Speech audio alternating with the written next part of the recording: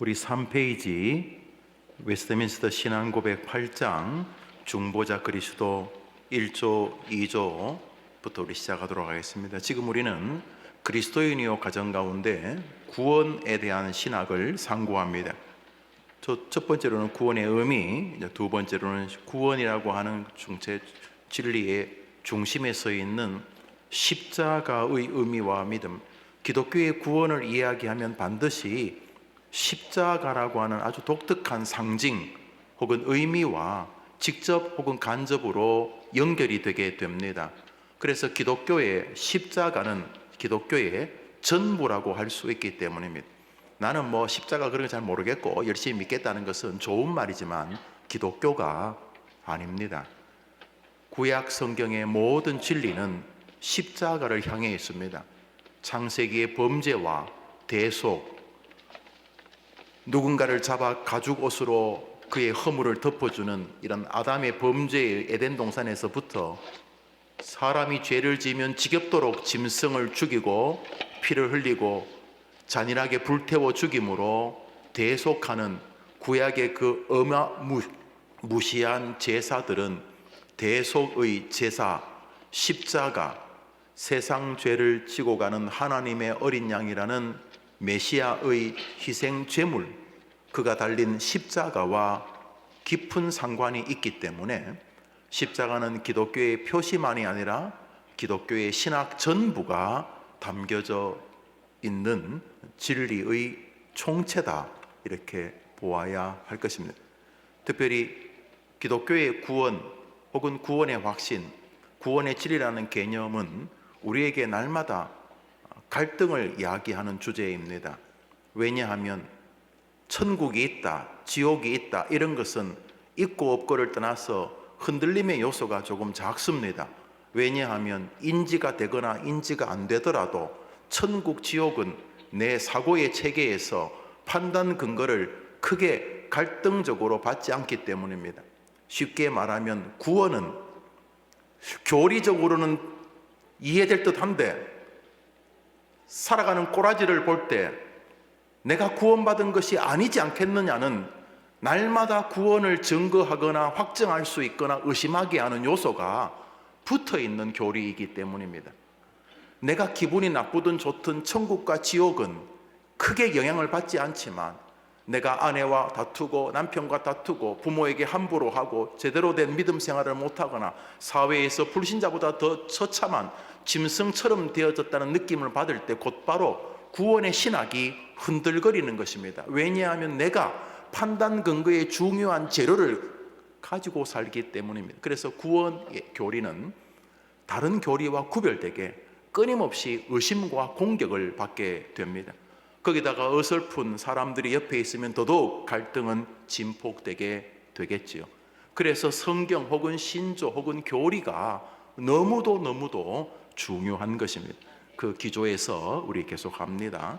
웨스트민스터 신앙고백 8장 중보자 그리스도 1조 2조를 읽습니다. 1조 먼저 읽습니다. 시작. 하나님께서는 그의 영원하신 뜻을 따라 그의 독생자이신 주 예수를 택정하여 하나님과 사람 사이에 중보자가 되게 하시며 선지자, 제사장, 왕, 자기 교회의 머리요 구주, 만유의 후사, 세상의 심판자가 되게 하시기를 기뻐하셨다. 하나님께서 그런 한 인물을 정하셨는데 그분이 누구라는 거죠? 독생자 주 예수 그리스도, 하나님과 인간 사이에 연결한 중매자, 이렇게 신조가 말하고 있습니다. 읽습니다. 3위 중에 읽습니다. 시작. 삼위 중에 제2위이신 하나님의 아들은 참되시고 영원하신 하나님이시요 성부와 한 본체이시며 또한 동등하신 분이시며 때가 참에 인간의 본성을 취하셨다.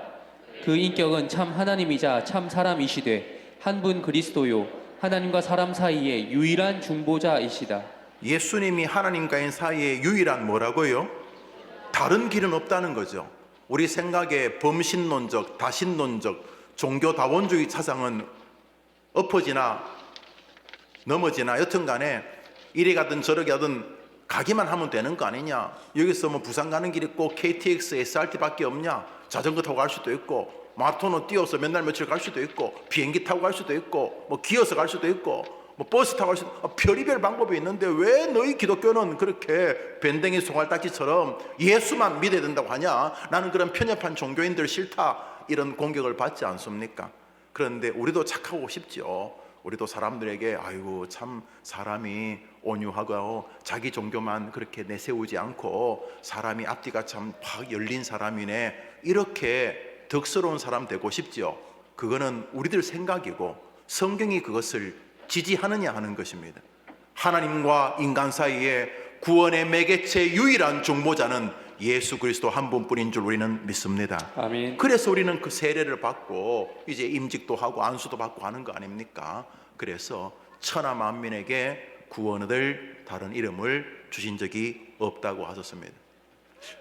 수예배에 나오셔서 다른 사람들은 다 뭘 보고 있는데 나는 아무것도 없다는 분은 달라고 하십시오. 우리 이렇게 종이가 있습니다. 왜 남들 다 할 때 없으면 속상하잖아요, 그죠? 우리 손 드시면 교육자가 전해주겠습니다. 예, 그렇습니다. 그렇습니다. 그리스도만이 구원의 유일한 중보자이시다가 그리스도인의 유일한 고백입니다. 그래서 성경에는 하나님의 말씀이라고 보기에도 민망할 정도로 구원의 유일성과 관련한 다소 과격한 표현들이 나옵니다. 가급적이면 좋은 말 이렇게 하면 좋죠. 그러나 구원에 관해서만큼은 사도 바울은 타협이나 뒤로 물러서지 않습니다. 그런데 여러분은 왜 물러서거나 왜 타협을 하십니까? 여러분들이 바울보다 더 위대하다는 것입니까? 바울보다 더 인격적이라는 뜻입니까? 그래서 구원에 관해서만큼은 좀 너무 과격한 말들이구나, 이런 느낌을 받는 진리들을 보게 됩니다. 갈라디아서 1장 읽읍시다. 시작. 그리스도의 은혜로 너희를 부르신 이를 이같이 속히 떠나 다른 복음을 따르는 것을 내가 이상하게 여기노라. 다른 복음은 없나니 다만 어떤 사람들이 너희를 교란하여 그리스도의 복음을 변하게 하려 함이라. 그러나 우리나 혹은 하늘로부터 온 천사라도 우리가 너에게 전한 복음 외에 다른 복음을 전하면 저주를 받을지어다. 우리가 전에 말하였거니와 내가 지금 다시 말하노니 만일 누구든지 너희가 받은 것 외에 다른 복음을 전하면 저주를 받을지어다. 우리 17과 지금 3페이지 전반부를 하고 있습니다. 그 두 번째 줄을 보시죠. 한번 따라합시다. 너희를 교란하여 그리스도의 복음을 변하게 하려 함이라. 그리스도의 복음을 변하게 하려 함이라. 무슨 복음이라 그러지요? 무슨 복음요? 그리스도의 복음. 창세기부터 끊임없이 구약에 예고되어진 메시아. 보라, 처녀가 잉태하여 아들을 낳을 것이요 그 이름을 너희와 함께하는 하나님이라 임마누엘이라 하라.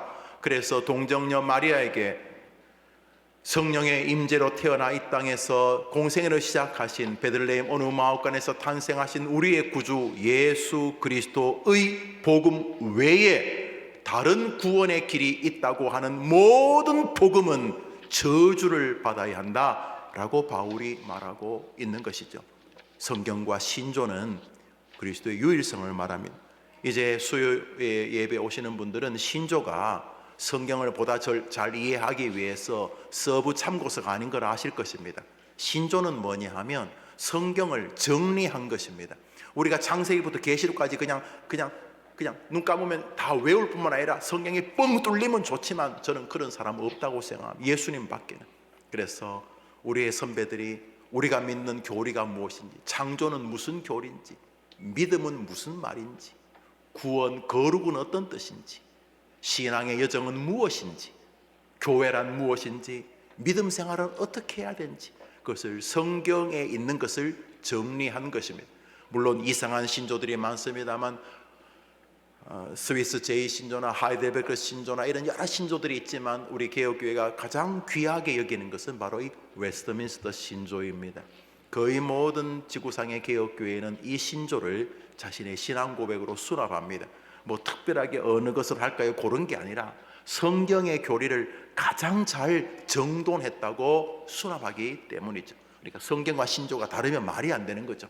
자, 이 신조 중에 우리는 웨스트민스터 신조로 우리의 신앙을 고백하고 신앙을 전수하고 아이들을 기르는데 성경과 신조에 의하면 구원은 그리스도의 복음 외에는 없다는 것입니다. 한번 아멘 해보십시오. 아멘. 여기에 무슨 삐지고 들어갈 틈이 있습니까? 없다는데.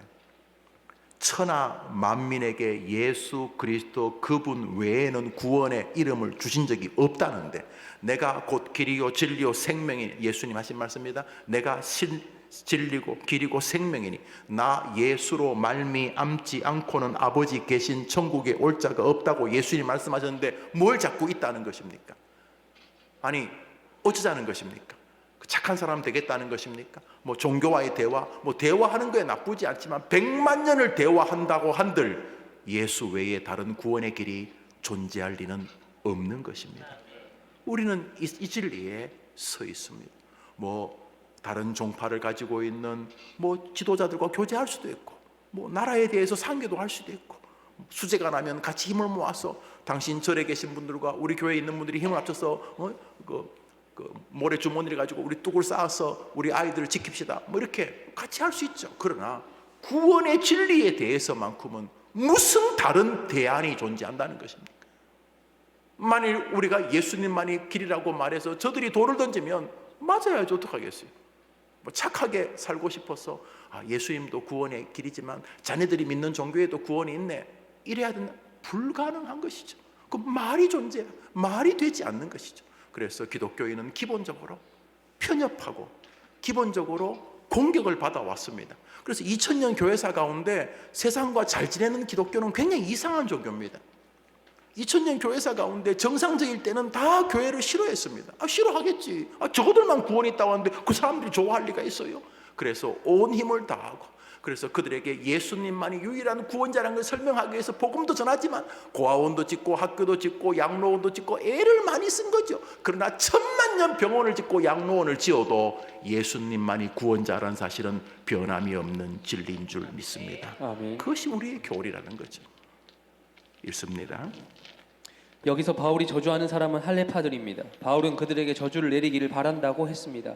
그들을 이단으로 정죄한 것입니다. 그는 왜 이렇게 독단적일까요? 그 중심에는 예수 십자가에 대한 그의 신앙이 놓여 있습니다. 그것은 바울이 예수 그리스도의 십자가를 통해서 전혀 새로운 삶의 세계를 발견했기 때문입니다. 할례파라는 말은 뭐 예수도 믿어야 되지만 할례를 받아야 된다든지, 뭐 예수를 안 믿더라도 할례를 받아야 된다든지 이런 사람들입니다. 그러니까 예수님으로만 구원받는 진리에다가 숟가락을 얹으려고 하면 무조건 바울은 저항을 하고 심지어 저주, 독설을 퍼부었습니다. 너희들은 반드시 저주를 받아야 된다. 그런데 이게 성경인 것은 하나님이 이것을 수납하신 것이죠. 맞다는 것입니다.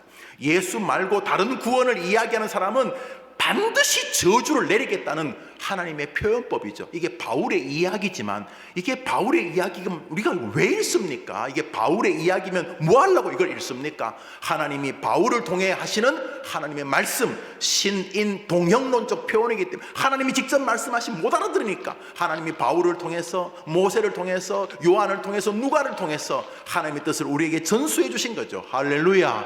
그러니까 우리는 성경 읽을 때 바울의 정신도 읽어야 되지만 최종적으로는 하나님의 마음이 중요한 거죠. 그죠? 그러니까 하나님은 예수님 말고 자신이 보낸 성자 예수 하나님이신 그리스도 말고 다른 구원의 길이 있는 것처럼 시도하거나 그렇게 살아가는 사람들을 향하여 진노하고 계시다는 것을 알아야 합니다. 그래서 꿈에라도 우리 그리스도인들은 예수님 말고 다른 구원의 건덕지를 옆에다 두면 안 되는 것입니다. 꿈속에서라도 예수의 공로에 대해서 훼손을 하면 안 되는 것입니다. 왜요? 그분이 천국에 있는 모든 천사들이 너무너무 놀랐을 것입니다. 자기들은 감히 얼굴도 제대로 못 보고, 그래서 천사들이 두 날개로 얼굴을 가리우고 두 날개로 발을 가리우고 두 날개로 날개짓 하면서 그저 거룩하다라고 밖에는 외칠 수 없는 바로 그리스도께서 자기들이 볼 때는 황당하게 짝이 없는 인간들을 구원하려고 인간의 모습으로 이 땅에 오서 십자가에 죽으신 사건이 바로 십자가이기 때문에 천사들이 다 뒤집어지는 것이죠. 그런데 하나님께서 자기 아들 예수를 죽이면서 구원하신 진리가 다른 방법이 있는데도 그렇게 했다는 말은 하나님이 실수했다는 거 아닙니까? 말이 됩니까? 예수님 말고도 인간의 구원이 가능한데 하나님이 예수님을 죽였다는 말은 하나님이 뭐 어리석다는 말 아닙니까? 아니 딴 길이 있는데 자기 자식을 죽인 거 아닙니까? 이 정말 이상한 신이죠. 말이 안 됩니다. 그래서 예수님 말고 구원에 어떠한 시도를 하는 것조차, 생각하는 것조차 저주를 받는 것이 되는 것이죠. 그러니까 이미 예수를 믿지 않는 것 자체가 하나님의 이글거리는 진노를 보는 것입니다. 우리는 그들을 구원해야 될 책임이 있는 사람들인 것입니다. 갈라디아서를 읽습니다. 시작. 내게는 우리 주 예수 그리스도의 십자가 외에 결코 자랑할 것이 없으니 그리스도로 말미암아 세상이 나를 대하여 십자가에 못 박히고 내가 또한 세상을 대하여 그러하니라. 조금 전까지 바울이 자랑할 게 많았어요. 우선 바울의 학벌이 대단합니다. 바울 학벌이요 진짜 대단합니다. 바울 학벌이 있다니까 학벌도 자랑스럽고, 또 자기가 남들이 막 부러워하는 뭐 원정 출산 그러면서 막 미국 가서 애 낳고 막 그랬는데, 바울은 나면서부터 지금 미국 시민권과는 비교도 안 되죠. 로마 시민권은 그 당시에 거의 모든 패스워드였습니다. 로마 시민이란 것 자체만으로도 엄청난 혜택을 받았습니다. 심지어 감옥에 끌려갈 때도 종 2명을 데려갈 수 있었어요. 로마 사람은 삼심제도를, 그 시대에 삼심제도를 로마 사람에게 허락했다니까요. 삼심제도를. 그리고 로마 사람은요, 끌려갈 때도 자기 종 2명을 데려갈 수 있었어요. 로마 사람은 큰 로마 시민권을 가지고 있었던 사람이, 거기다가 사람들에게 자타가 인정하는 아주 뛰어난 학자였어요. 그리고 뭐 로마 시민권을 가지고 오니까 집도 굉장히 뭐 넉넉하지 않았나 생각이 들어요. 자랑할 게 많았어요. 자랑할 거. 요즘 사람들이 그렇게 원하는 뭐 레텔도 많고 학위도 있고 뭐 배경도 좋고, 바울이 자랑할 게 많았는데 어느 날 예수 그리스도의 십자가의 진리를 깨닫는 순간 나머지가 다 똥이 된 거예요. 여러분, 산에 나무하러 갔는데 산에서 이렇게 쌀 한 2가마가 이렇게 생 햅쌀, 나주 햅쌀, 산에 햅쌀이 2가마 있으면 가지고 올 거예요, 안 가져올 거예요? 뭐라 그래요? 자, 그래 이제 한 가마는 놔두고 한 가마는 끌고 근데 쌀 1가마 80kg를 막 끌고 오는데 보니까 나 순금 하면서 옆에 순금이 80kg가 있는 거예요. 그러면 나는 이미 정했다. 쌀 끌고 와야지 그럴 거예요? 아니면 쌀을 버리고 금을 끌고 올 거예요? 그 당연하지. 그걸 말이라고 해요. 사도 바울이 그동안 뭐 쌀 10포대 자랑하면서 나 쌀 많다, 나 PhD 하기 그랬는데 금을 발견한 거예요. 그리고 조금 전에 이 쌀 포대는 아예 그냥 산에 있는 노루 멧돼지 다 먹으라고 하고, 아니 지금 금 80kg가 얼마나 되는지는 모르겠습니다. 금 80kg를 끌고 내려오지. 당연하지. 어떤 바보가 쌀 80kg를 가져오겠어요? 금을 버려두고. 바울이 십자가의 교리를 발견하는 순간, 그동안 교회에서 배운 뭐 교리들도 다 재밌고 그랬는데 다른 교리들은 십자가의 교리에 비하면 거의 쓰레기처럼 보여졌다는 거예요. 할렐루야. 내가 십자가를 발견하고는 다른 것은 아예 자랑할 생각조차 버렸다. 왜냐하면 여기에 최고의 빛나는 가치가 있기 때문이다. 이게 기독교 아닙니까? 그러니까 교회는 수많은 교회 표시 가운데 십자가를 걸어두는 거 아닙니까? 그게 제일 자랑스러우니까. 십자가의 신앙이 우리의 마지막 임종의 순간을 감격으로 만드는 진리인 줄 믿으시기 바랍니다. 아멘. 계속 읽습니다. 바울의 관심은 오직 십자가입니다. 바울은 십자가를 알기 전까지 철저하게 율법적이고 도덕적이며 모범적으로 살았습니다. 그러나 노력하면 할수록 자신이 의롭지 못하다는 사실을, 생명의 중심에 들어가지 못했다는 사실을 확인할 뿐이었습니다. 루터도 그랬으면 1517년에 마틴 루터의 종교개혁이 일어나기 전에 루터도 굉장히 괜찮은 사람이에요. 집안 전체가 예수 잘 믿고 이렇게 살았어요. 그렇지만 모범적이고 성실하지만 마음 한쪽 구석은 구멍이 뻥 뚫린 것이죠. 그렇다고 뭐 남들에게 루터가 목사인데, 그것도 신학교 선생인데 나 믿음 없다고 말할 수는 없고, 그래서 뭐 가면 아닌 가면 다니고 교회를 시계추처럼 왔다 갔다 하고 있었지만 마음 내면은 이거 뭐지? 이렇게 살고 있었다가 어느 날 루터가 십자가를 발견하면서 종교개혁이 일어났습니다. 할렐루야. 한 사람이 십자가를 발견하면 그 집안에 종교개혁이 일어납니다. 사도 바울이 십자가를 발견하고 역사의 종교개혁이 일어나지 않습니까? 해림교회와 해림교회 주일 학생들에게 십자가를 통해 그런 역사가 일어나기를 바라는 것이죠.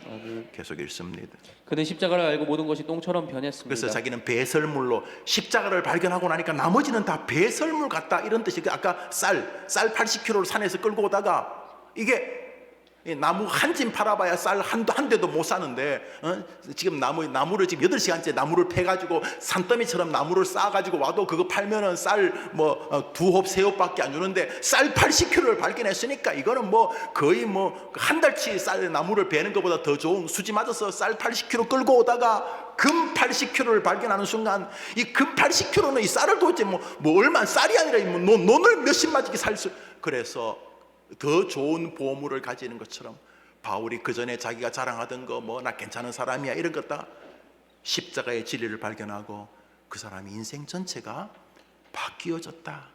이게 뭐 쌀이 안 귀하다는 게 아니라 쌀하고 금하고 비교하면 이거는 비교가 상대가 안 된다. 이거 이 금 80kg가 금 3.75 g이 요즘 60만 원 뭐 한다 60만 원 65만 원 한다 그러니까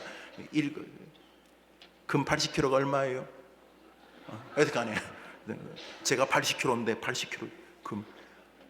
어떤 바보가 쌀 끌고 오겠어요? 금 끌고 오지. 바울에게 십자가는 그랬다는 겁니다. 읽어보시죠. 그는 부활하신 예수님을 만나고 결국 자신이 죄인 중에 괴수라는 사실을 뼈저리게 느꼈습니다.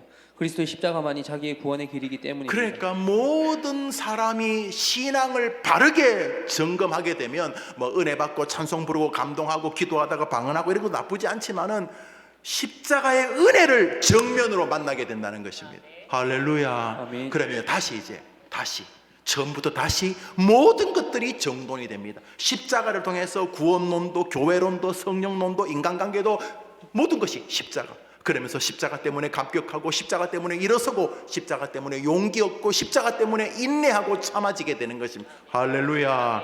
읽습니다. 가장 위대한 신학자요 설교자로 여겨지는 찰스 스펄전 목사님께서 임종하시기 직전에 그의 제자들이 물었습니다. 목사님, 지금까지 우리에게 가르치신 목사님의 신학의 핵심은 무엇입니까? 그때 그가 마지막 힘을 다하여 미소 지으며 대답했습니다. 예수님, 그분께서 나를 대신하여 십자가에 죽으신 것입니다. 바울도 같은 고백을 합니다.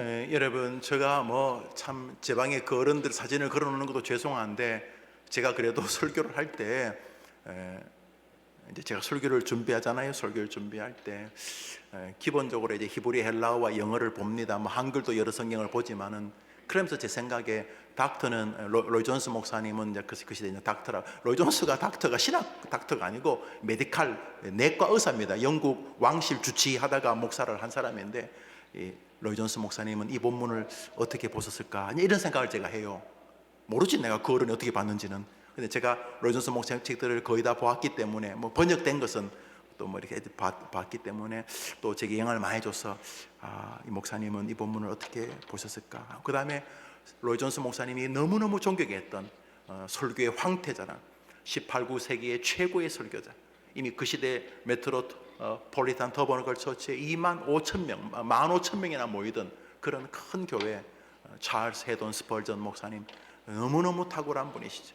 이런 분들의 설교에 비하면 우리 시대 설교는 이게 뭐한 짓이냐 이렇게 느낄 만큼 저를 비롯해서 그렇게 생각하게 되는데 제가 이제 이분들이 이 본문을 어떻게 보셨을까 이런 생각을 하죠. 왜 그런 표정에 생각도 못해요? 난 생각은 해보죠. 난 그렇게 못하지만 생각은 하죠. 이 어른들은 이 본문에서 어떤 은혜를 주셨을까 이렇게 생각한단 말이에요. 그런데 그 위대한 스펄전이 돌아가실 때 목사님의 신앙 어마어마한 신앙이고 설교자셨는데 목사님의 신앙의 핵심이 뭡니까? 예수께서 나를 대신하여 십자가에서 죽으신 것이라네. 아멘.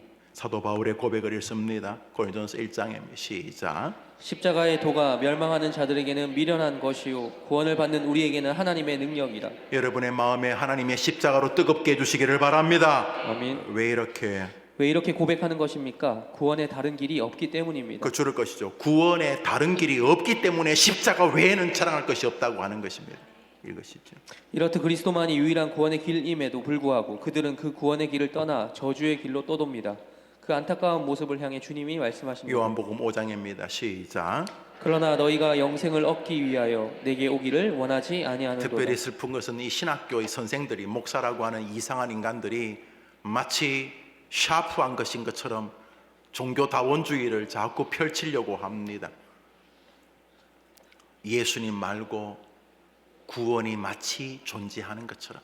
그래서 타 종교나 이단 같은 일들도 수긍하려고 하고 그 외에 우리의 또 하나의 신 예수님 말고 나름대로 고민하고 상고하고 묵상하고 성실하게 살고 자기 성찰하고 그래서 끊임없이 자기가 만드는 신에 충성하면 다시 말해 괜찮은 인간상으로 어디 산에 가서 도 닦고 또 스스로 남에게 죄 안 짓고 살려고 하고 또 좀 양보도 하고 살면서 자기 신이 훌륭하게 살아서 우수한 인생, 기독교인에 따라서 우수한 양질의 인간으로 살아가면 구원을 주신다는 이런 이유로 외부의 신이나 내부의 신을 자꾸 만들죠. 성경은 뭐라 그래요? 의인은 없나니 하나도 없도다. 모든 사람이 부패하였음에 하나님의 나라에 이르지 못하더니. 할렐루야. 아멘. 못한다는데 왜 자꾸 한다고 그러는 거죠? 모든 사람이 죄를 범하였음에 하나님의 나라에 이르지 못한다고 성경이 말하는데 왜 자기는 그 모든 사람에서 빠지려고 하는 거죠? 왜 그 교주는 모든 사람 안에서 예외를 만들어 주려고 하는 거죠? 성경에 의하면은 불가능한데, 죄를 가지고는 절대로 천국 입구에 들어올 수도 없는데 어떻게 착하게 산다든지 다른 교주들을 숭상하면서 구원에 도달하겠다는 거냐는 거죠. 성경에 의하면은 불가능하다고 하는데, 그래서 이 공간 끝에 나오겠습니다만, 그래서 최종 세상의 모든 공격은 결국은 최종적으로 말씀을 향합니다.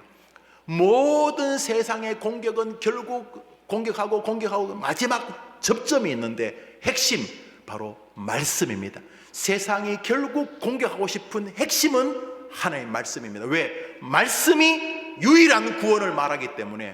결국 사람들이 교회도 공격하고 목사도 공격하고 메시지가 싫으면 메신저도 공격하고 목사가 다 썩었니 장로가 다 썩었니 이런 소리 하지만은 그래도 그거는 그냥 헛소리들이고, 최종적으로 사단은 이 모든 구원의 진리의 핵심을 공개하는 것은 하나님의 성경인 것입니다.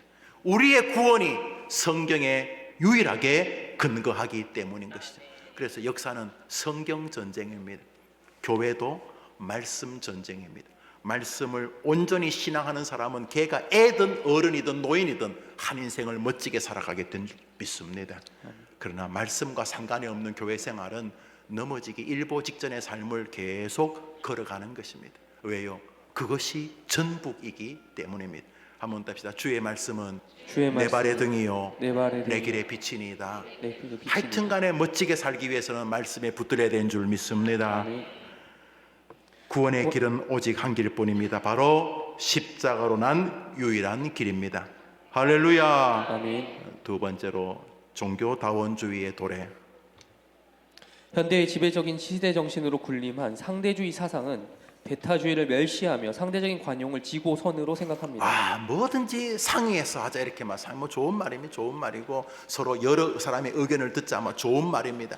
그래서 독선 이런 말하면 벌써 뭔가 독재 같은 느낌이 들고 편협해 보입니다. 그것이 일부분 맞지만은 기독교 안에 교묘한 탈을 쓰고 들어옵니다.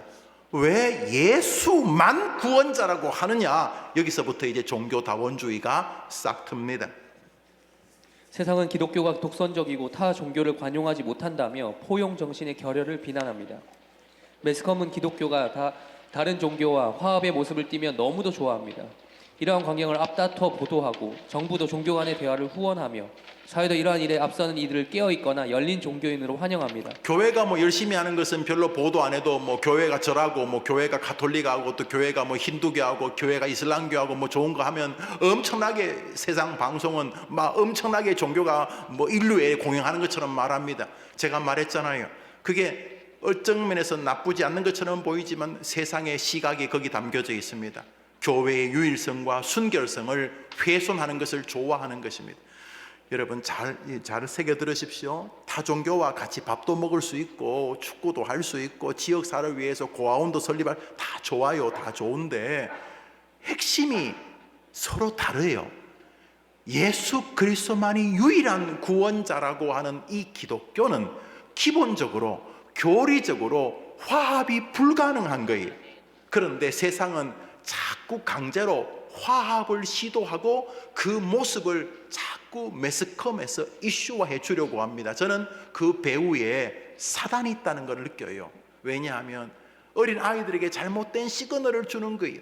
예수 그리스도만을 붙잡기보다 타 종교와 어울리고 착한 척하고 그러면 훨씬 더 종교인인 듯한 느낌을 받아서 오직 교회에서 그리스도 예수님만 붙잡으면 편협해 보이고 다종교와 어울려서 뭔가 착한 일 하는 것처럼 보이면 열린 종교인처럼 보이게 만든다는 거죠. 여기 사단의 잔수가 있다는 거죠. 이것은 오래된 역사입니다. 과거에는 총칼로 그런 일을 했고 요즘은 매스컴이나 곤모술수로 그렇게 할 뿐이지 내용은 동일합니다. 이것이죠. 이처럼 세상이 기대하는 것은 종교 다원주의입니다. 근시대의 종교 다원주의는 유럽의 계몽주의와 68 프랑스 혁명이라는 반기독교 운동이 발생시킨 서글픈 사상이지만 참 오래된 사고 체계입니다. 예, 종교 다원주의는 구약에서도 나오고 여러 시향에도 나오고 그럽니다만 최근에 요즘 시끄러운 이 종교 다원주의의 이 뿌리가 되는 아주 큰 핵폭탄은 1968년대 프랑스에서 시작된 프랑스 혁명이라고 부릅니다만 온갖 잡동사니 몇 가지 이렇게 권위에 대한 잘못된 권위에 대한 파기가 있긴 있습니다만 이 프랑스 68 혁명이 온 세계를 쓰레기로 만들었습니다. 거기 이제 사회주의 정신도 있고 그래서 이 젠더 문제, 동성애 문제 이런 것들이 다 기독교에 대한 안티적 사고에서 출발하면 왜 하나님 너만 결정하냐 이런 뜻입니다. 왜 하나님 당신이 뭔데 남자와 여자만 가정을 이루게 하고 당신이 뭔데 무슨 가정을 세우고 부모를 공경하고 왜 이런 질서를 만드냐 너가 뭔데 이게 68 혁명입니다. 그래서 모든 권위에 대한 훼손을 시작하면서 종교도 왜 예수만 구원이라고 하는데 그건 당신이 정한 거죠 하나님 나는 못해 하면서 이 시대에 있는 이 젠더 문제라든지 이런 페미니즘 이런 것들이 다 사실은 68 혁명의 국물이 튄 것입니다. 제가 좀 단순화했습니다만 여러분이 이런 좋은 책들이나 논문을 읽어보시면 좋겠습니다. 그래 그 밑바닥에는 기독교에 대한 침뱉기가 있는 것이죠. 그게 엄청나게 대단한 것처럼 보이고 무슨 여성학 거라고 페미니즘 거라고 하고 있지만은 일부분 남성 우월 사상을 좀 점검할 필요는 있죠. 여성이라고 하나님이 무시하지 않으니까. 그러니까 긍정적인 요소가 몇 가지는 있습니다만 기독교인들이 아주 세상이 하는 말을 마치 무슨 깨어 있는 것처럼 샤프한 것처럼 그러면 죄송하지만 기독교 바보입니다. 그건 세상 사람이 하는 거. 기독교인들은 성경의 진리에 있어서 문제를 파악하는 것입니다. 지금도 동성애를 성소수자 인권 우리 교회는 없지요. 제가 안 그러니까. 우리는 동성애자가 성소수 인권 보호에 대한 생각하지 않았습니다. 우리는 그들을 긍휼히 여기는 건 맞아요. 그러나 전혀 지지하지 않지요. 왜요? 하나님에 대한 비아냥이기 때문에 그런 거예요. 남자와 여자를 만드신 하나님에 대한 야유인 것이 그 하나님에 대한 조롱이기 때문에 우리는 그것을 절대로 동의하지 않죠. 그러니까 그 신학, 그 사상은 절대로 동의하지 않고 그것이 죄라고 악이라고 말하는 거죠. 그러나 그들을 긍휼히 여기는 것은 다른 거죠. 에이즈 치료비를 우리가 지원한다 이런 것은 또 다른 문제죠. 서로 분리해야 돼요. 그렇지만 동의는 눈꽃만큼도 불가능합니다. 반 하나님적이고 반 기독교적이기 때문인 것이죠. 근데 68 혁명은 1968년 프랑스에서 고맙게도 이 중국과 또 우리 대한민국은 독재 정권과 또 중국 공산 정권이 있어가지고 이게 좋다는 게 아니라 이들이 또 이슬람 나라들이 그것을 막았어요. 그래서 68 혁명이 전 세계를 휩쓸고 일본까지도 난리가 나가지고 학생이 총장 칼로 찔러 죽이고 이래 난리가 났는데 참 이게 하나님 뜻은 희한하죠. 중국이 공산주의로 그 이상한 68 시리즈를 막아내고 한국은 또 독재 정권이 아니고 군사 정권이 있어가지고 또 그런 것도 막아내고 그래가지고 여튼간에 뒤늦게 지금 이제 이 끝물을 타가지고 이렇게 지금 동성애 이렇게 지금 난리를 하고 있습니다만 우리는 그것이 하나님이 기뻐하시지 않는다는 사실을 인정하는 것이죠. 읽습니다. 프랑스 68 혁명 이후 평소 교회 회의와 의구심을 품은 지성인들 사이에는 이성으로 진리를 보고 이성으로 진리를 지키고자 하는 이성주의가 형성되었습니다. 이에 따라서 이성으로 모든 종교를 보고자 하여서 타 종교들에 대한 연구가 활발히 이루어졌으며 자연스럽게 종교들을 비교 연구하는 비교 종교학이 발달하였습니다. 그렇게 인간의 이성을 추켜 세운 결과 기독교는 수많은 종교의 하나로 전락하여 진리의 절대성에 대한 신앙의 상실을 초래하였습니다. 20세기에 들어서 그들은 마지막 분단국인 한국 땅에서 맹위를 떨치고 있습니다. 그러니까 종교 다원주의가 오래된 역사예요. 구약에도 있고요. 바알 아세라도 마찬가지지 않습니까? 그런 것도 마찬가지고 또 신약 성경에도 영지주의 그노시즘 같은 것도 마찬가지고 그 외에 지금 이렇게 맹위를 떨치고 있는 다양한 이 종교 다원주의, 타종교와의 구원이 있다 이런 류의 사상은 낯선 것은 아니지만 기독교의 연약함 안에 곰팡이처럼 피고 있는 것이죠. 우리는 예수 그리스도만이 유일한 구원자였음을 분명히 믿습니다. 다종교다원주의의 주장과 모순, 그들은 익명의 그리스도 혹은 우주적 그리스도라는 말을 좋아합니다. 칼 라너 같은 사람이 언급한 말인데 힌두교나 이슬람교에도 우리가 모르는 익명의 그리스도인이 있다는 것입니다. 벌써 센티멘탈하잖아요. 아주 감동적인 것처럼 보여요. 그러니 타 종교에도 구원이 있다는 그 것입니다. 말하고 싶은 것입니다. 타종교에도 구원이 있을 여지가 있다 이렇게 슬슬 손을 펴니다. 기독교 보편주의라는 말도 같은 뜻입니다. WCC 세계교회협의회는 여러분 WC 많이 들어보셨죠? 이것 때문에 우리 교단이 나눴습니다. 합동층과 통합측이 이것 때문에 1959년 대전중앙교회에서 이 문제로 교회단이 나눠집니다. WCC 차이 가입하자. 우린 가입 못한다. 가자. 못한다. 아니 나는 뭐 우상을 숭배하자는 게 아니라 호랑이를 잡으려면 호랑이 굴로 들어가야 되지. 그래서 우리 WCC 가자. 우리는 못 간다. 그런 반기독교적이고 하나님 외에 다른 신에게도 길이 있다고 말하고 있는 그런 종파들을 우리는 참여 못한다. 이 밴댕이 소갈딱지야. 뭐 호랑이를 잡으면 호랑이 굴러 가야지. 더럽다고 피하면 되겠냐? 우리는 할 수 없다. 그래서 하자는 쪽과 우리는 WCC 절대로 못한다 해서 이 하자는 쪽이 통합 측, 못한다 하더니 합동 측. 그런데 이 하자는 쪽이 아주 그 지혜가 많았어요. 지혜가 많았어. 하자는 쪽이 강하게 우기니까 이 합동 측이 우리는 절대로 못한다 하고 총회를 하던 대전중앙교에서 그 총대들이 다 짐을 쌓아가지고 지난주에 했죠. 서울 인사동에 있는 승동교회로 다 모입니다. 그래서 다시 총회를 다시 하고 다시 총회장을 뽑고 우리의 정체성, 우리의 신앙을 정돈하며 그게 대한예수교회 합동 우리 교단입니다. 우리 교단입니다. 그래서 이제 통합주 사람은 또 다 싸들고 가지고 서울의 연동교회로 가죠. 종로의 연동교회로 가고, 저 밴댕이 소갈딱지 같은 거 또 모여가지고 해서 통합측이라고 만든. 그때 우리가 가지고 있던 학교들도 많고 또뭐 대구에 있는 그 동산병원, 종합병원, 계명대학 뭐 병원들 또 전국에 있는 뭐 전주 예수병원 뭐 이런 기독교 안에 있던 그런 모든 그런 병원들, 종합병원들, 학교들은 다 통합직하고 우리 합동측은 맨몸으로 오직 WCC를 반대한다라고 시작한 게 우리 교단입니다. 근데 지금 한국에서 작년 통계를 보니까 우리 합동측이 우리나라에서 제일 교세가 크다. 하도 허수도 있을 수 있겠습니다만 여튼간에 그렇게 감사하다. 이게 이제 우리 합동측입니다. 이것이죠. WCC는 제3차 뉴델리 총회 때부터 타 종교에 대한 부정적이고도 배타주의적인 입장이 잘못되었다고 반성하고 타 종교를 다른 신앙으로 표현하고 다른 신앙을 통해서도 하나님이 말씀하시며 성령이 역사하신다고 말합니다. 슬픈 배도의 현장이에요. 여러분 이제 곰곰이 읽어보세요. 멋있잖아요. 기독교가 너무 배타적이다. 타 종교에도 하나님 역사하실 수 있지 않느냐. 그래서 타 종교에도 익명의 그리스도인이 있을 수 있다. 우리는 모르지만 그러니까 불교에도 열심히 절에 다니지만 구원받을 사람 있고 힌두교도 구원받을 사람 있고 이단도 아주 삼신 할머니 무당 구하는 사람도 충분히 구원받을 수 있다. 너무 기독교가 편협하게 그러지 마라. 이렇게 말하게 되었습니다.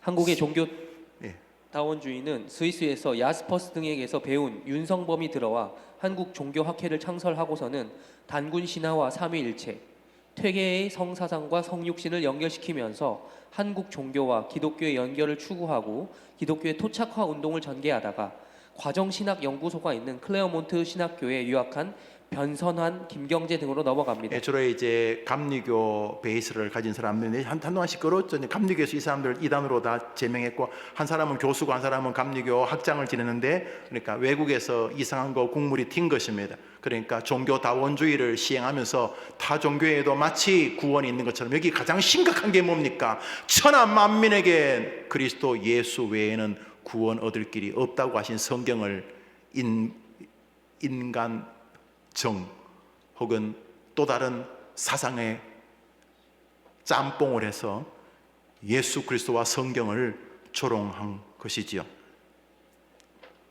감신대 학장을 했다가 교단에서 추방된 변선환은 불교에도 구원이 있다고 주장하였고 김경재는 대승 기독교를 주창하며 기독교와 불교의 접목을 시도했습니다. 대승 불교와 기독교를 섞어서 대승 기독교 이런 여튼간에 기독교 말고 좀 예배점 좀 편협하지 마라 이 사람아. 왜 자꾸 십자가만 이야기하냐? 왜 예수만 말하냐 이 사람아. 석가모니도 말하고 마호멧도 말하고 이 사람아. 삼신 할머니도 말하고 용왕도 말하고 이 사람아. 달걀 귀신도 말하고 달걀 귀신. 어릴 때 화장실 가면 그 달걀 귀신 때문에 무서웠어요. 그런 것들도 구원이 있을 수 있지. 사람아, 너는 기독교인데 너는 배울 만큼 배운 놈이 어떻게 그렇게 편협하냐, 이렇게 말하면서 외국에서 공부하고 온 친구들이 이렇게 종교와의 대화, 불교에도 구원이 있다, 뭐 이렇게 분위기를 만들었는데, 세상은 좋아하지요. 뭐 말이잖아요. 세상은 기독교가 좀 맛을 잃어버리고 이렇게 잘 어울려 지내면 되게 좋아합니다. 이것이죠. 그들에게 그리스도의 유일한 구원의 길은 편협하고 배타적인 것입니다. 그래서 그들은 그리스도만이 유일한 구원의 길이라는 기독교 유일의 구원 정신을 수용하지 않습니다. 너무 편협하다는 거죠. 결론적으로 그들의 주장은 다른 종교에도 구원이 있다는 것입니다. 그것을 보통 종교다원주의라고 부릅니다. 쉽게 설명하자면 부산 가는 길이 여러 갈래가 있다는 것입니다. 어떤 길로 가든 부산에서 다 만나게 된다는 것입니다. 그런데 성경은 그렇게 말씀하지 않습니다. 사도행전 읽습니다. 4장 시작. 다른 이로서는 구원을 얻을 수 없나니 천하 인간의 구원을 얻을 만한 다른 이름을 우리에게 주신 일이 없음이니라 하였더라. 믿으시면 아멘 해보십시오. 아멘. 여기에서 여러분이 무슨 삐지고 들어갈 여지가 존재합니까? 여러분이 새로 성경을 쓰시겠다는 겁니까? 여러분이 하나님이란 말입니까? 다른 이로서는 구원을 얻을 수 없나니, 여기에 무슨 변수가 존재한다는 말입니까? 무슨 한국의 법은 힘없는 놈은 걸리고 힘 있는 놈은 차고 나가니까 안 되는 거 없어, 그런 겁니까? 그러니까 구원도 성경은 이렇지만 다른 길이 있어, 이런 겁니까? 주고 보십시오. 예수 외에는 모든 사람이 저주의 불에 떨어져 있는 것을 보게 될 것입니다. 그렇지 않습니까? 다른 길은 없는 것입니다. 읽으시죠. 그것을 신조는 이렇게 정리하여 웨스트민스터 신앙 고백 3장 하나님의 영원한 작정 제5조 읽습니다. 시작. 하나님께서는 생명에 이르도록 예정되어 있는 사람들을 창세 전에 오직 그의 거저 주시는 값없는 은혜와 사랑에 근거하여 그리스도 안에서 선택하시어 영원한 영광에 이르게 하셨다. 어디 안에서 선택하신다고요? 그리스도 안에서만 선택하시는 것입니다. 2024년도 대광고등학교 교목실장을 지내다가 강의석군 사건으로 목사직을 반납한 유상태는 당신들의 예수란 책을 썼습니다. 그는 그 책에서 사도행전 4장 12절의 말씀은 사도 베드로의 신앙 고백이지 예수님의 말씀이 아니기 때문에 그 말씀을 절대화해서는 안 된다고 했습니다. 그렇다면 예수님께서는 무엇이라고 말씀하셨습니까? 그러니까 그 대강고등학교 그 유명한 아이 좀 빨가벗고 댕기고 그 친구 이제 공부는 또 잘했는 것 같아요. 서울대가 갔던데 왜 영락재단에서 세운 학교에서 왜 체풀을 하냐, 그렇게 걔 때문에 결국 체풀이 이상해져 버렸어요. 그런데 이제 그때 체풀을 하는 목사 유상태가 제가 볼 때 뭐 이렇게 말할 수 있지만 참 동의가 안 되는 사람인데 어설프게 그 애 편을 들면서 이렇게 말한 거죠. 그런데 지금 천하 만민에게 구원 얻을 다른 이름을 준 말이 없단 말은 예수님이 한 말 아니고 베드로가 한 말이니까 이게 절대적이지 않다, 이렇게 말한 거예요. 그러니까 베드로가 예수님만이 구원자라고 하는 것은 과잉 충성의 발로지 진실이 아니다, 뭐 이런 내용입니다. 또 말하면 또 그런 것 같아요. 베드로가 그렇게 말하는 거지. 그러면요, 요한복음 14장은 뭡니까? 읽어봅시다. 시작. 예수께서 가라사대 내가 곧 길이요 진리요 생명이니 나로 말미암지 않고는 아버지께로 올 자가 없느니라. 아니, 그럼 이건 어떻게 됩니까? 이 말은 어떻게, 예수님이 내가 직접 말씀하셨는데 내가 길이고 진리고 생명이니 원웨이, 오직 원웨이인데 이건 어떻게 됩니까? 그래서 어떤 궤변을 늘어놓아도 예수 그리스도를 구주로 믿는 우리들에게는 예수님의 십자가 외에는 구원의 길은 영원히 존재하지 않는 것입니다. 아멘. 그것은 신학을 공부를 했던 박사님이라도 동일하고, 교회를 나온 지 한 달밖에 안 된 초신자라도 그 진리는 비켜서지 않습니다. 영원히 우리의 구원자는 예수님 뿐이시기 때문입니다. 아멘. 이 부분에 대해서 그는 이렇게 주장합니다. 앞부분은 예수님의 말씀이 맞지만 뒷부분 나로 말미암지 않고는 아버지께로 올 자가 없느니라는 후대의 교회들이 덧붙였을 가능성이 많다. 이 사람은 이제 이 구절은 뭐죠? 앞부분은 예수님 말인데 뒷부분은 삽입되거나 편집했을 가능성이 있다. 이걸 보고 뭐라 그럽니까? 참 어렵게 산다, 그렇게 부르죠. 참 어렵게 산다. 우리 요한복음 14장 6절부터 우리 다음 주에 진행하도록 하겠습니다. 우리 여기까지 하겠습니다. 오늘 우리 성도님들은 18가를 목사님 18가를 교인들이 받으셨나요? 예. 18가 여러분 이렇게 저처럼 이렇게 이런 파일 하나 이렇게 가지고 담아 두시면 종이를 한 장씩이지만 그래도 화면에 보는 것보다 여러분이 보고 줄치고 하는 것이 애착이 있어서 나눠 드리는 것이니까 여러분 잘 모아 두셨다가 나중에 책자로 나오더라도 여러분이 또 가지고 있으면 좋지 않겠습니까? 예. 또 여러분 손이 있고 여러분이 손으로 뭐 그저 끓인 게 있으니까 그것도 의미 있는 것이다 생각이 되어집니다. 여러분들께서 의미 있는 시간으로 잘 가지고 계시면 되겠습니다.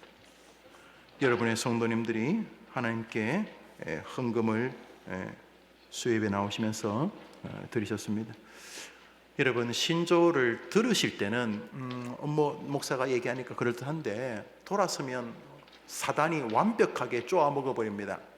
신조라는 것이 수학 공식처럼 굉장히 정교하기 때문에 한두 개만 빠뜨리면 이단이 되거든요. 그래서 여러분이 신조를 이렇게 자주, 목사인 저도 웨스트민스터 신조를 자주 읽거든요. 평생 내가 몇 번이나 읽은지 모를 만큼 읽었음에도 불구하고 그래서 다시 읽는 동안 가슴이 뜨거워지고 예수님이 구원자라는 사실에 은혜가 임하게 되고 다시 성경 읽으면서 그리스도의 진리와 성경에 대한 이해가 또 넓어지고 그랬어요. 그러니까 여러분 한 번 들었다고 다 알면 좋겠지만 우리의 지혜의 한계와 또 인간의 연약함, 노화 이런 것, 근데 그보다 더 큰 게 새로 변형된 사단이 있습니다. 하나님이 농부가 씨를 뿌리잖아요. 이게 말씀의 씨를. 그 씨는 말씀이요, 교리요, 말씀의 뿌리 씨를 씨가 우리에게 딱 와요. 오는데 그 참새 이 마귀 이놈이 그 씨가 딱 떨어지면 주인이 싹 딴 눈을 파는 것처럼 보일 때 콕 쪼아 먹어버리. 그래서 여러분 교리는 계속 리바이벌에 repeat again 또다시 읽고 또다시 읽고 또다시 읽고 또다시 읽고 그래서 신조에 대해서 성경에서부터 최후 심판까지 웨스트민스터 33개 조항이 이렇게 머릿속에 마음속에 있어야 합니다. 있어야 돼. 나 안다 잘났다 이렇게 할 필요 없지만 이렇게 읽으면 저 사람이 왜 저러고 있는지 대략적으로 교리가 설명을 해요. 교리는요 나라, 국가, 가정, 이혼 이런 문제까지 신조가 다 말하고 있으니까 한번 보세요. 신조를 자꾸 읽고 한번 신조 이런데 사실 시간이 얼마 걸리지도 않아요.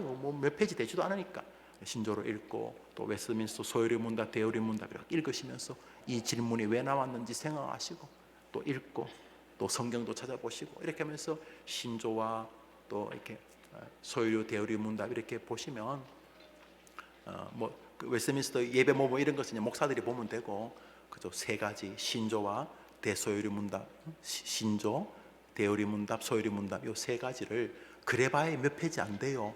그것을 여러분이 정기적으로 읽으시고 그 교리를 자꾸 묵상하다 보면은 나도 모르게 내 영혼에 갑옷이 생기고 또 막 어설픈 사람들이 개똥신학을 가지고 자꾸 말할 때 여러분이 크게 흔들리지 않고 최고의 적은 여러분 자신이잖아요. 늘 넘어지기 쉽고 고집과 아집, 교만, 곤모, 술수, 침체 이런 것이 늘 한 보따리씩 내 안에 있는 우리 자신이 참 제일 큰 원수인데 신조를 자꾸 이렇게 묵상하다 보면은 놀랍게도 하나님께서 나를 불쌍히 여기시는구나 하는 것을 느낄 수가 있어요.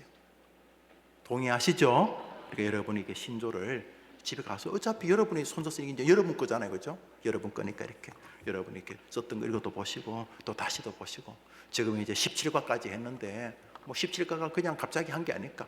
1과, 2과, 3과, 4과, 5과 또 모르겠으면 또 방송도 들어보시고 그렇게 해서 이렇게 신조를 계속 이렇게 상고하다 하늘나라 가면 우리 영혼이 안전할 줄 믿습니다. 천국 가는 것도 좋지만 이 땅에서도 예수 믿는 즐거움과 또 우리가 넘어질 때 어떻게 넘어지는지 성경은 왜 구원의 확신이 중요하고 왜 구원의 확신이 흔들리고 구원의 확신이 흔들리면 어디까지 떨어질 수 있는지 신조가 참 말하고 있는데 그것을 내가 이렇게 보면서 동의하게 되고 회복의 길도 또 찾아보게 되고 그러면서 이 땅에서 믿음의 즐거움을 누리면서 그게 가정생활이든 직장생활이든 학교생활이든 돈 벌기든 투병하기든 내가 있는 곳에서 은혜의 여정을 걸어가게 될 줄 믿습니다. 제가 한번 기도하고 주기도문 예배를 마치면 자유롭게 기도하시고 돌아가십니다. 자비로우신 하나님 아버지, 십자가의 은혜와 유일한 그리스도의 구원에 대해서 상고합니다.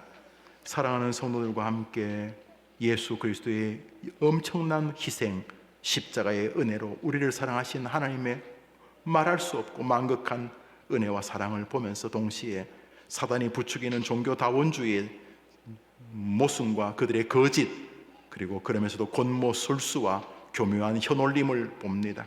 주님, 우리를 말씀으로 날마다 지켜주시고, 내가 10대이든 20대든 70대든 90대든 주의 말씀과 신앙 안에 굳게 서서 천국을 향해 진격해가는 성도의 반열에 서게 하여 주시옵소서.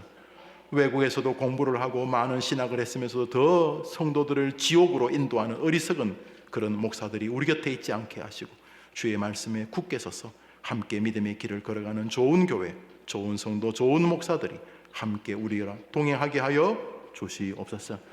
헌금을 드리니 받아 주옵소서. 이 밤에 기도하는 모든 성도들의 기도에 응답 주시고, 내일부터 시작할 시니어 스쿨에도 은혜와 감격이 있게 하여 주옵소서. 예수님의 이름으로 기도합니다. 아멘. 하늘에 계신 우리 아버지여, 이름이 거룩히 여김을 받으시오며 나라의 마옵시며 뜻이 하늘에서 이룬 것 같이 땅에서도 이루어지이다.